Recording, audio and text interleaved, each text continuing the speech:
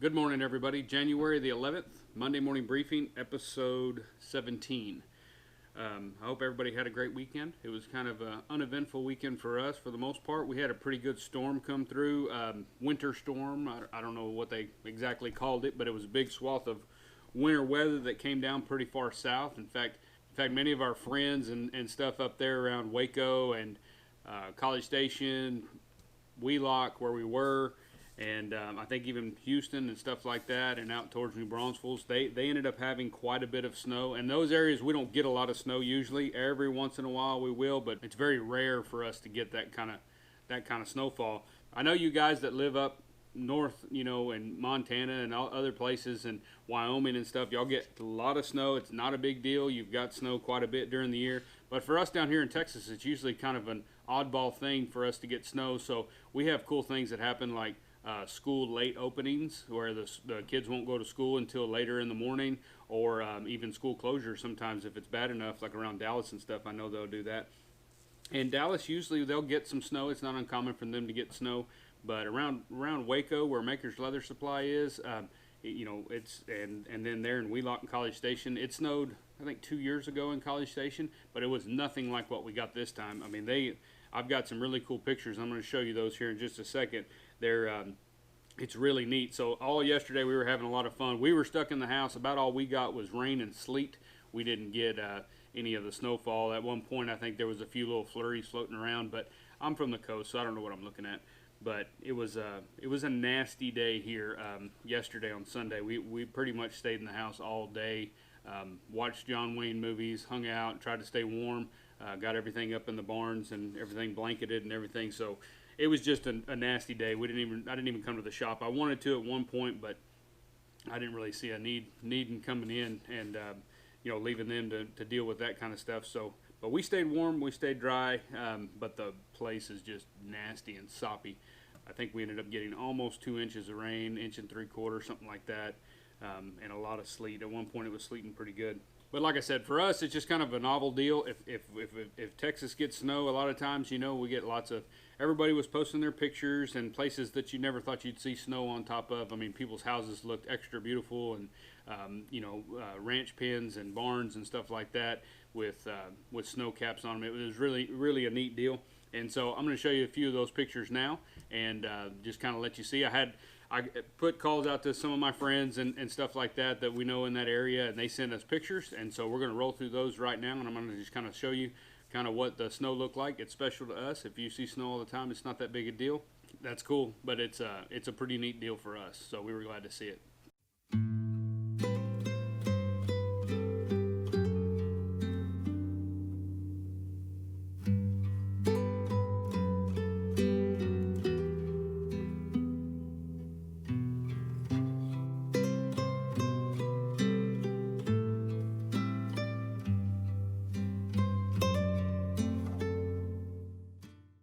All right, so as you can see there, we ended up getting a pretty good amount. And I want to thank all my friends that sent us pictures, and everybody took some really, really neat pictures. But I want to thank everybody, all of my friends and stuff that sent us those pictures, and that way we could put those on the Monday morning briefing video. Hope you enjoyed that.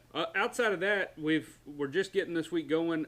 It's been a kind of a fast and furious first of the year already. Last week, I don't know really where it went. We got the shop cleaned, as we talked about. I got some stuff tooled. We moved forward on a couple of the saddles. Outside of that, I did take Saturday. I wasn't here on Saturday. We did a bunch of errands and running around and doing that kind of deal, kind of in preparation for the storm that was coming through. Saturday, I did have a little bit of time to come in here and work on Claudia's bag, and so the Coyote bag. A lot of people, if you follow my Instagram stories, you saw some of the cutouts that I did. I was able to cut out my panels, so we got those cut. I guess some people on Instagram weren't following the Monday video, so they had no idea what we were making here. One suggestion was loincloths. I guess you could make a loincloth out of this, but at the moment that's not my plan at all. But maybe one day we'll do some loincloths. But anyway, we got that cut, so I'm left with some scrap out of this hide, and I'm going to save it. I don't know what I'm going to do with it, but we've got like the armpits there and that little area. And then I've got, of course, the head and neck area, which is really, really nice fur. And I'm not really sure what I'll do with it, but I'm sure I will do something. I don't know if I'll make an accessory for the bag. out of the rest of this, something that goes with the bag. I'm not sure, but it's really neat, so I'm going to keep that, and we'll save that. I save all kinds of scraps, especially exotics. I'll save the little bitty pieces for key fobs or, you know, inlays or whatever. But we got the panel cut out. I ended up cutting, I'm not doing a video. I'm going to probably try to start filming this now, okay? I just wanted to make this just as a challenge and just to see, but I've already had a bunch of people saying, I hope you're filming this, and I really didn't, but I'm going to start. So I'll put some type of video together. It's not going to be a build project video where I show you how to build this bag, because I don't know how to build this bag. I don't know where I'm at. Like, it may not go together. I don't know. I haven't built a bag like this yet. Now, if it works out, maybe we'll do a project video and a pattern pack and all that for it in the future. But so this is a lot of experimentation, so I planned on just sharing a lot of the steps with you through Instagram stories, and then of course on the Monday video updates. But we might go ahead and start now, even though we're going to start a little further into the build, but I may put a little montage video together or something kind of showing you the process and how it went. But this is the plan, and I've got the drawing. I went ahead and very rarely do I draw on the paper, but I went ahead and drew on the actual pattern. I went ahead and drew a pattern because I hadn't had this cut out yet, and I wanted to kind of get the floral on my mind and kind of what I was doing to get the concept. That's just how I work, is start piecing some stuff together and experimenting and see how things go. So we got the pattern drawn. It's basically a one section pattern, this L shape here, and then we flip it, put it here, and then we'll do the same on this side. It'll have the same pattern there and there. It looks like a lot of tooling, but the funny part is that once we put the panel on there and get it kind of lined up, you don't really see much of the tooling, which I think is cool, because I wanted the fur showcased and the tooling accenting. So I wanted this to be an accenting piece and not the focus of the bag. I wanted the fur to be the focus, and so I think it's still going to accomplish that. We'll see.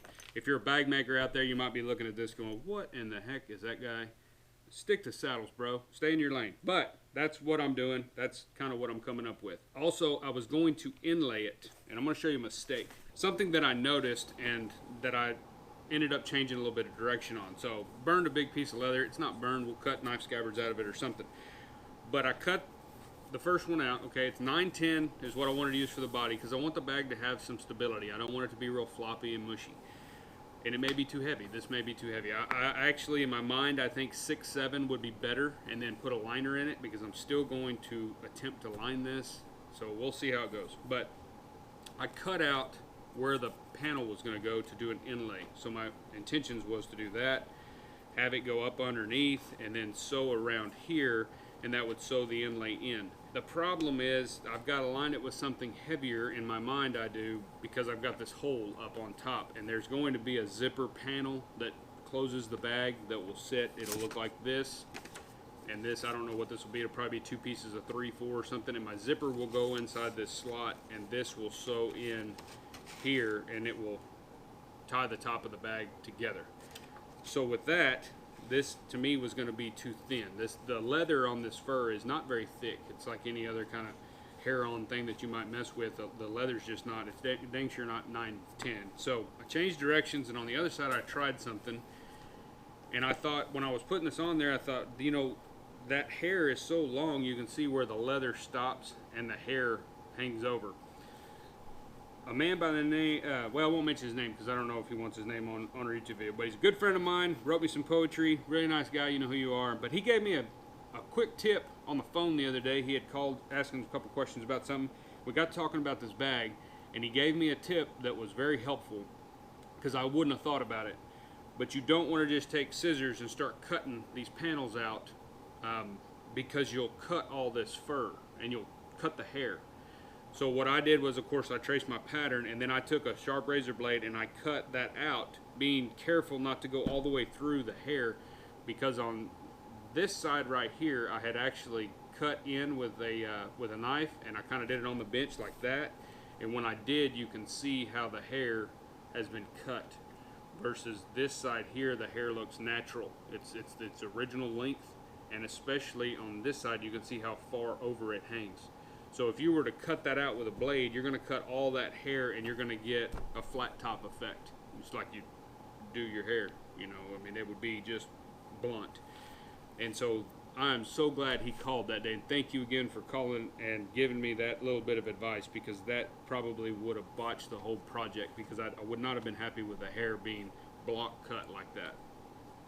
So with that being said, there I noticed that I could overlay, which would be much easier in my limited knowledge. I could overlay this piece of leather onto the 910, and then when I go to sew it, I'm going to have to be real careful and hold this back, this long hair back some, and sew that leather down, and then I can take a small scribe or a modeling tool or something and pull any hair out that may have gotten caught in the stitches, and that hair is going to cover, and you'd have to peel that back to be able to see my stitches. So that's my plan. I'm going to overlay this, but I didn't like how this top, you would see the leather, and where I cut, you'll see that, and it's just going to make an unsightly edge.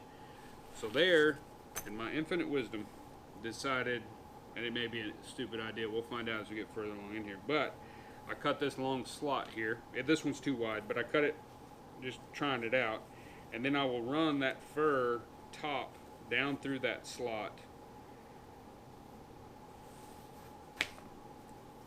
like so.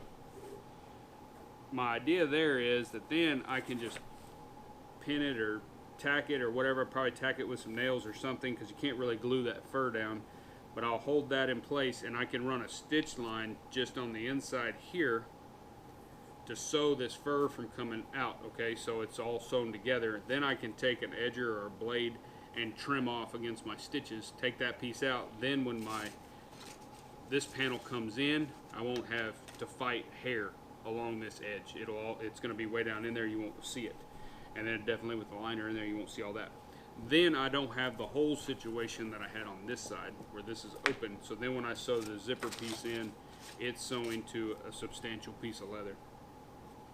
So that's a long way around, long walk there to show you kind of where I'm at on the actual construction.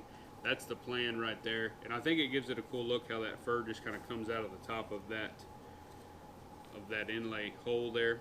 I think that's going to look neat. But anyway, that's what we're going to do. Right or wrong, we'll see. I've got also, so I got these D's right here. I think they're really pretty. I just bought a bunch of hardware from Ohio Travel Bag. So if you're looking for like oddball bag hardware, closures, just kind of different stuff that, you know, it's not Western or tack oriented. So stuff that if you're a bag maker or something like that, that's a good company to look into, is Ohio Travel Bag. They've got a lot of different hardware. But I found these little D's. I think they're pretty. They're an antique brass. And so I made this little hanger. And so they'll be tooled and edged and slicked and all that stuff. And then that will sew in right there on the bag. And I'll sew those in, tool this, sew these in, all that stuff before I put my inlay on here. And then I'll have D's for my handles. I'll end up having a handle on each side of the bag, so you can carry it on your shoulder or just carry it. They won't be real long straps, but that's the plan for that. So that's kind of where we're at right now on the bag construction. Now my favorite piece so far, and if you're following me on Instagram, you saw this, is the tail. My main idea with this bag was that whatever I did on the bag, I wanted the tail to hang off one end. I just think it would look cool. It's going to be an eye catcher and may not be appreciated by some, but the events that she'll carry this bag at, it will be highly appreciated and not scoffed at. But this tail is really cool, and so I ended up coming up with a way to attach it. Basically, when I cut the tail off, it had like a T of leather, and then this is a 3/4 inch opening in this snap. So I cut basically a strip in that leather, 3/4 of an inch. It folds through the D of this snap, or the hanger of this snap, and then I just kind of tacked it down so the snap's attached to the tail. It's actually attached to the leather of the tail.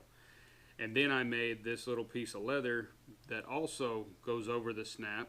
It's kind of like a upside down T, elongated on the cross piece, so it's that wide, and then it's got a tab that comes straight up. That goes through there, comes around.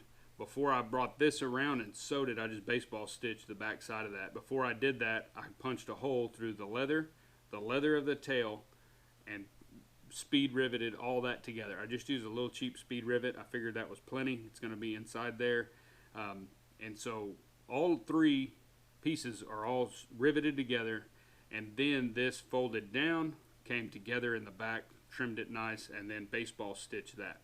So this isn't going to slip off, and that was my main thing. I didn't want to slip off and lose the tail, because that's kind of my favorite part. So I thought it was really neat, and what I'll do is on one end of the bag, I will end up putting a little, maybe a ring or a D-ring or something that we can she can clip that tail on there, and it'll hang off the end of the bag.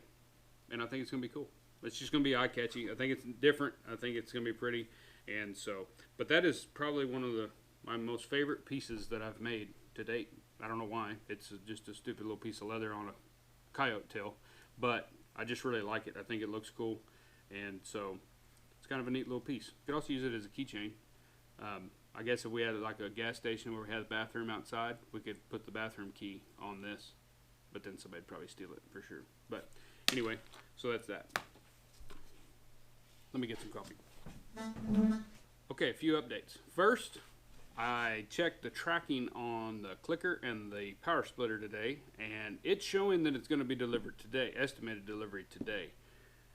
I thought it'd be Wednesday. I was told it would probably be Tuesday or Wednesday, but I'm excited. I'm excited that it might be today. So after we get done with this video, I've got to go out there and rearrange an area where that thing's going to go, because this guy's got to, I'm hoping he better have some type of lift or something to get that thing off the truck, and then I'm hoping he'll just set it right where I need it. That way I don't have to move it. And then electrician's hopefully going to come this week, I'm hoping, and get our lights and our power for that deal, and we'll be ready to go. The power splitter's 110, the clicker's 220, so I need a 220 plug. I've got 110, so should be able to play with the power splitter today if it comes today, and kind of try that out. So that's going to be cool. I say all that to say it's going to be cool for new things that we've got coming. That's what I want to talk about in this Monday briefing video. I've been holding off on it for a little while because I wanted to make sure that we have the supply, and here's why. If you are a part of our newsletter, you got a newsletter in November. I guess it was November. Yeah, it was probably in November. But anyway, you got a newsletter, and we introduced, because we always, if we have something new that we roll out, I usually will roll that out to the newsletter. It's not a hard and fast rule, but usually I will, as a hat nod or appreciation to them for following our newsletter, no matter how sparsely they may arrive in your email box, because we don't send out one every single month, but we do try to. And in that newsletter, the new product that we're launching was a belt material pack. And basically what we get a lot of questions about is, what leather do you use? My stuff doesn't look like yours. Why am I not getting the color I want? And it's, you know, people starting out, they're getting leather from whatever supplier they may get it from, but it's imported, and it's not a quality material for what they're doing. The leather's fine, there's nothing wrong with it, but as far as for tooling specifically, a lot of those kind of veg tan leathers that are more of an imported or economy, you're not going to get the color that we get in a lot of our videos that you see us do and other makers do. You're not going to get that kind of color out of that leather. And so I always recommend Herman Oak leather. I've used a Herman Oak for the bulk of my 15-year career. Early on, I did use a lot of Wickett and Craig, and I like Wickett and Craig and will still use it. It's fantastic leather. To me, Herman Oak's temper is better, the color is better, the dyeing and skiving, mainly the temper. I like the temper of Herman Oak because it seems like it's going to last longer. It's got a better feel. It's got more body to it. It seems like the grain is tighter. Just my opinion. I think with Wickett and Craig, a saddle, it's particularly breaks in too fast, which scares me because it's so soft and supple. It feels great. But how, you know what I mean? If you get down 10, 20 years later, I don't want it to feel like a wet noodle. So that's just my opinion. I know a lot of high-end quality, museum quality craftsmen that build some really, really nice pieces, and all they use is Wickett and Craig, and it's stunning. And so, but that's just my personal preference. Herman Oak is what I've always recommended. But here's the problem. Most craftsmen, if you're watching this channel, you just got into leatherwork, and you want to try some Herman Oak, you're limited to buying it by the piece. A lot of companies now are custom cutting, so they will sell you a piece of Herman Oak. So say a 1 foot by 1 foot square, or a 2 foot by 2 foot, 3 foot by 2 foot, whatever. You're paying a very high premium for that, which is fine. If it's a $50 piece of leather versus a $220 piece of leather, you're obviously that's cash in, cash out. That's a lot easier to swallow, a lot easier to handle. But then Otherwise, you're limited to buying a hide from a distributor. And the distributors out there are great. Maker's Leather sells Herman Oak and Wickett and Craig. Panhandle Leather sells Herman Oak.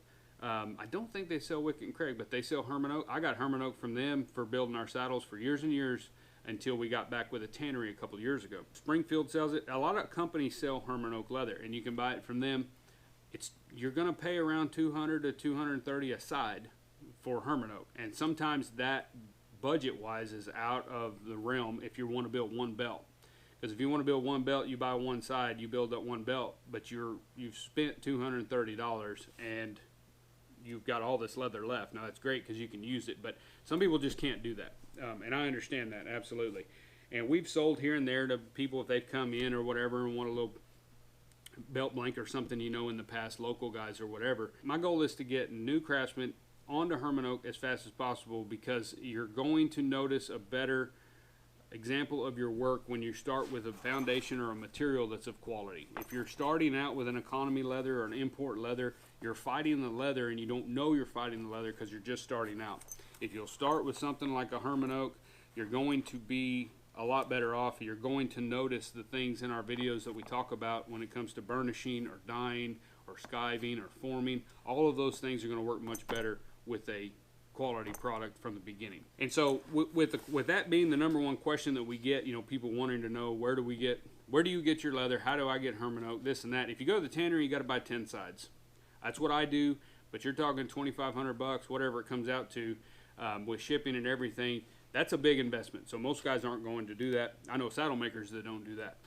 I didn't do that for a long time. I would just call Panhandle and get 3 or 4 sides at a time. Efficiency wise, it's better for me to order from the tannery, and that's what we've been doing, and it's a lot easier on the business when we do that and keep material at hand. So we thought, since that was a major question, what if we just took our current order and ordered more and then offer it to you, but not in sides. I'm not a hide dealer. I don't want to be a hide dealer. We're not going to sell raw leather as far as like, I may sell some scraps, but I'm not going to sell sides of leather. That's not what I do. There's guys out there like Maker's Leather Supply.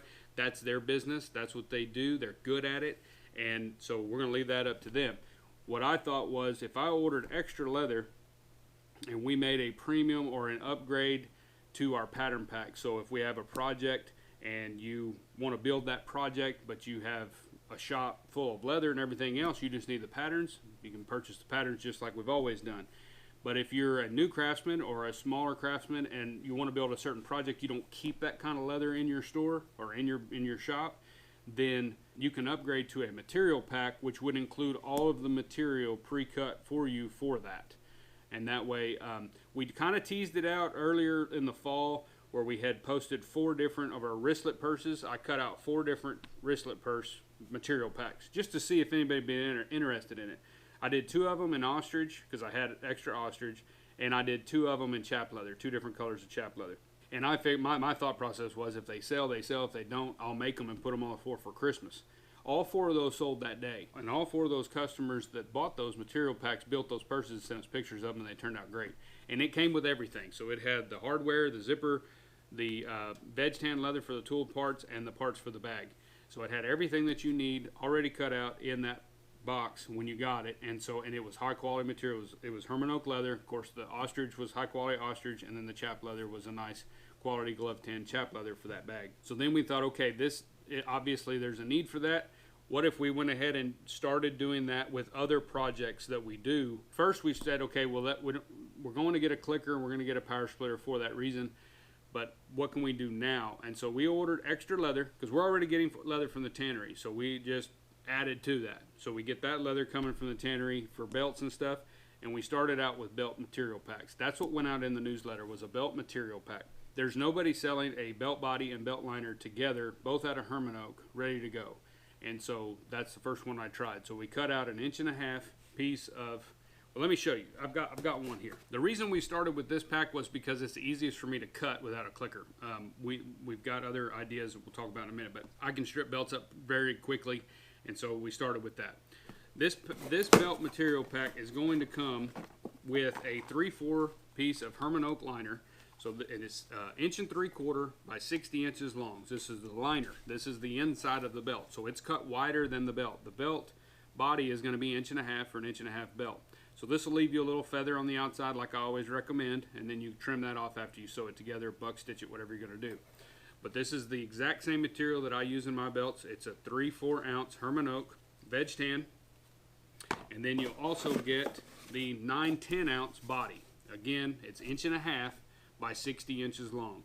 60 inches is going to cover 98% of the belts that you build. Occasionally you will get somebody that is rather large that you'll need something longer than 60 inches. If that's the case, we can try to accommodate you. But for the most part, a 60-inch strip of leather is going to work for every belt that you build. So you'll get that 9/10, which is, this is the same that I use on the belts that I build. This is what I cut. I cut a piece of 3/4 and a piece of 9/10, both out of Herman Oak. That's what I make my belts with. And so you'll get one of each. I didn't find, in our research, I didn't find anybody that was selling both of these together. Everybody sold one. You got a belt blank. If you buy a belt blank from somebody, you get a blank. You get one blank. And it's usually around 10 ounce, which I think is a little light for a single ply belt. So if I was, this is 9/10, but there's usually a little bit heavier than that, maybe right around 10, 11. I still think that's too light for a belt. I like my belts to be around 12 to 13 ounces, 12 ounces, somewhere around there, depending on the style. Western belt, definitely. A dress belt for like a business casual, you might tick that down to closer to 11 ounce, 10 ounce, 11 ounce. But that's that was what I was finding, was there was nobody selling a belt blank and a liner. So now we put that together. Also, with the belt material pack, we went ahead and, just because some people, it may be their first time, the first belt, this is perfect for somebody who just wants to build one belt. Then it comes with everything. I went ahead and put together a belt sizing sheet. It's just like a little worksheet. It's basically the same information that's in some of our videos. This information's in our blog where we've done articles on how to size. It's also in our custom belt ebook that we have out available. And so it's basically showing you how to measure somebody. So the existing belt that they're wearing, or a belt jig that you make for them to put on with their buckle, so that you can get a proper size, and then how to cut this so that it's the right size. And so that kind of helps you with that. You may or may not need that. And then I also thought, well, might as well draw some new patterns. So I did a 4 belt pattern sheet, just like our belt pattern packs. If you've bought those, they're one sheet with 4 different belt patterns on there. Remember, this is not one pattern, there's actually 4. Each one of these is a different pattern. You put them end to end. So there's 4 different patterns on here, and this sheet is only available with this pack. I don't have this one on the website, and I probably won't. It'll probably just be with the material pack. And then we also throw in a sticker. We mentioned the stickers before. The only way you can get one of these is, I don't know, if we ship you something, we usually throw one of these in there. It's not like a deal. If you come by, I'll probably give you one too. So they're just, I'm not gonna sell them. I just give them away. And then we also throw a couple Herman Oak hang tags in there so that you know that this is Herman Oak. Not that it proves conclusively, but trust me, it's Herman Oak.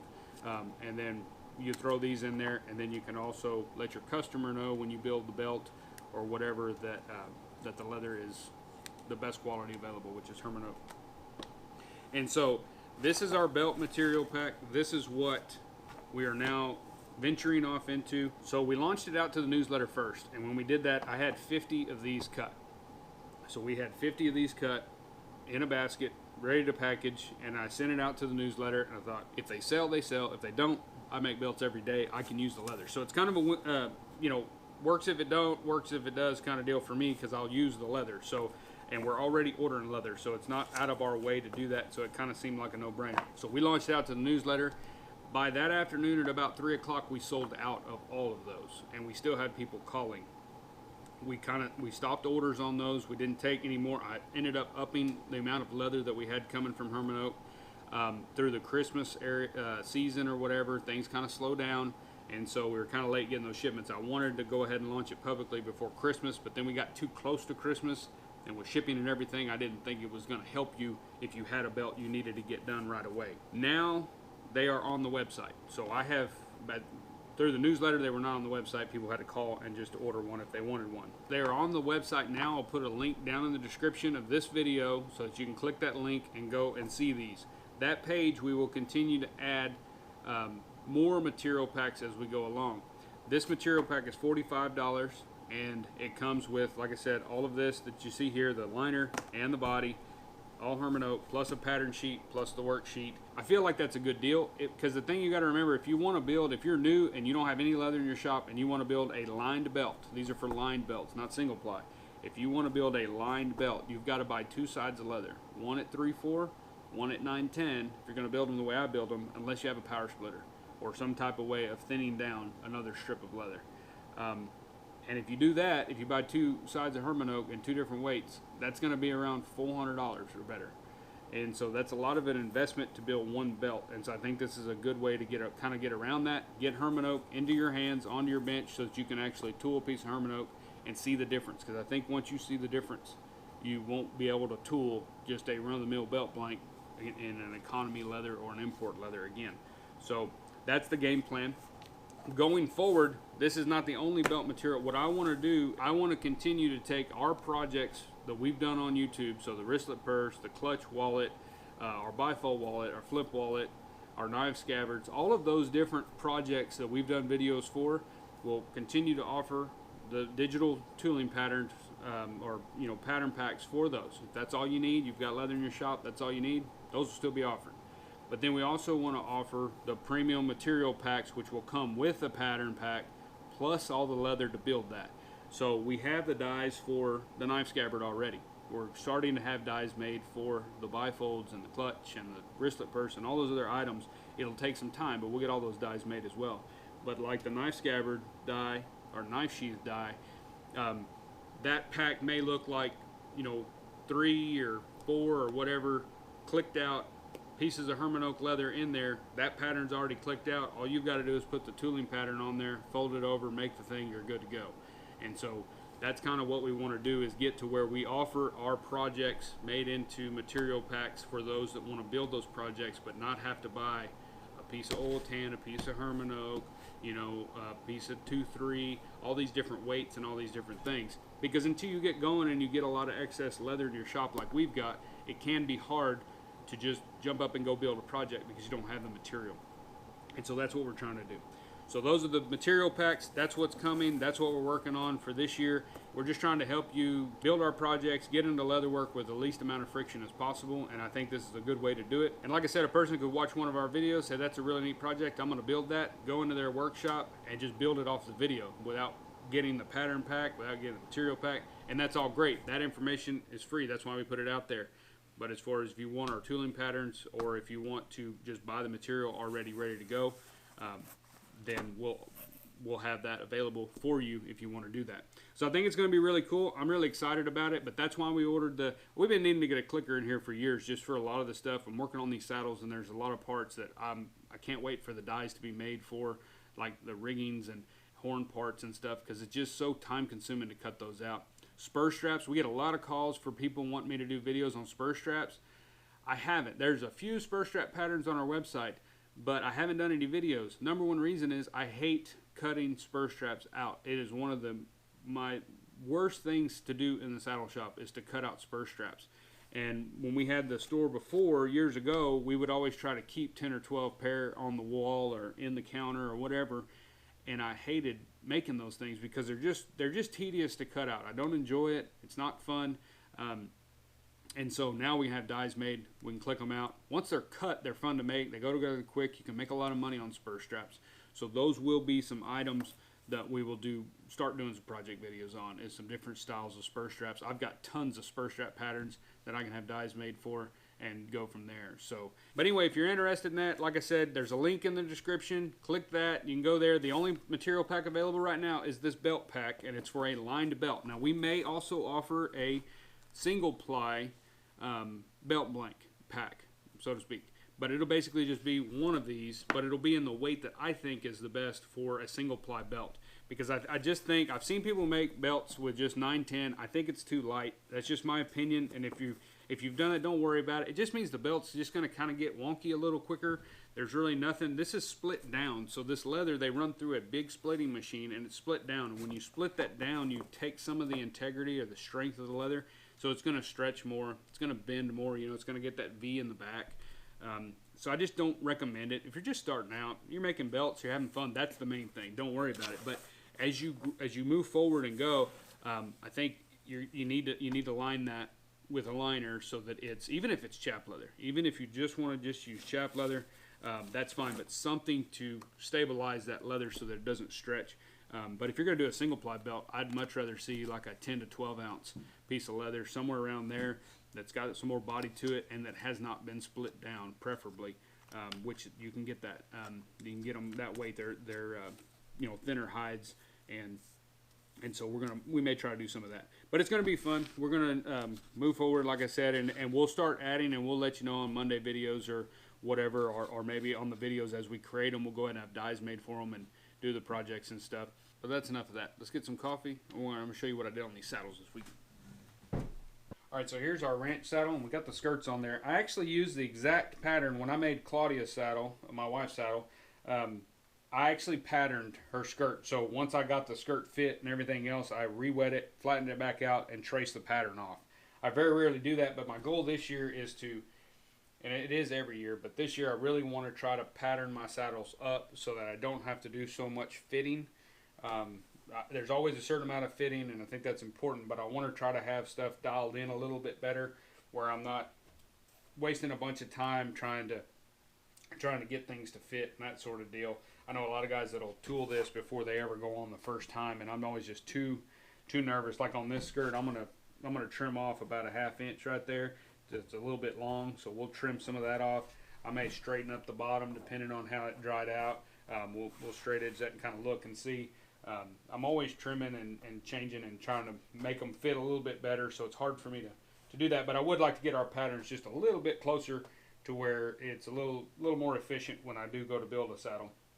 But this is going to be an inskirt rig, so I'm doing a style of inskirt here that Terry Henson does, and that's where I learned it from. He kind of advised me over Facebook years and years ago. That's how we kind of met, and it's kind of what I've been doing. I don't know that I'm doing it just like he does, but we've conversated enough about it. I think I'm pretty close. I'm just trying to get a little system down, and I'm still I love doing them this way, but it is kind of nerve-wracking because I'm not very proficient at it, and so I'm always kind of nervous, and it takes me a little bit of time. But it's going to have a round ring plate in there, just like I did on Claudia's saddle, and so this will be a really nice ranch rig. It's just going to be solid rough out. Might do a little bit of slick. I've got the Camelback slick.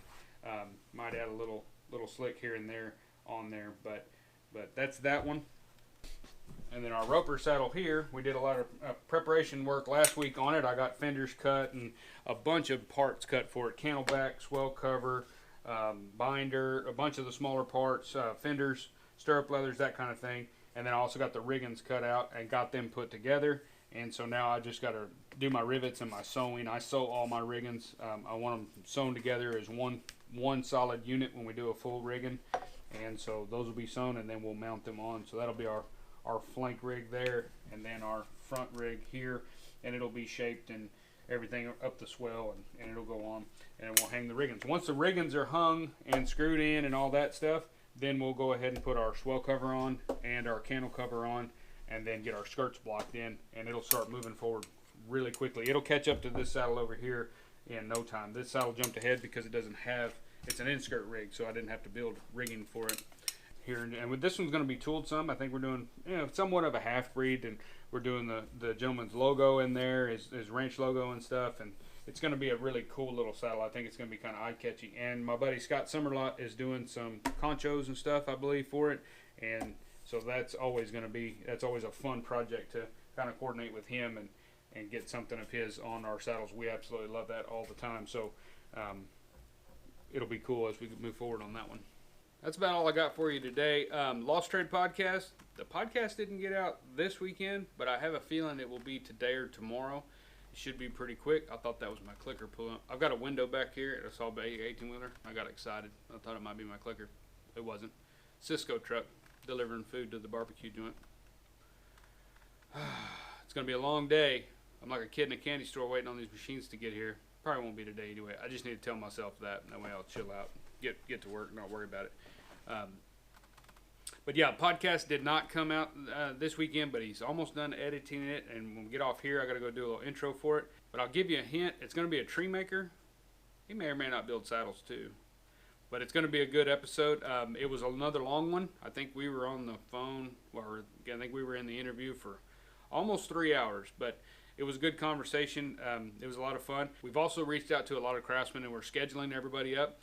We're going to try to do 2 interviews a week, so you won't notice because they won't post 2 a week. We're going to try to post 1 a week, but we're going to do 2. I'm going to try to do 2 a week. That way I can get ahead of myself, and once we get good ways ahead of ourselves, we'll go back doing 1 a week. But I want to have enough in the pipeline to where if something happens in the shop and we're busy, or I can't get an interview, or some schedule messes up, or whatever, that we don't miss one, and we have one that goes every week no matter what.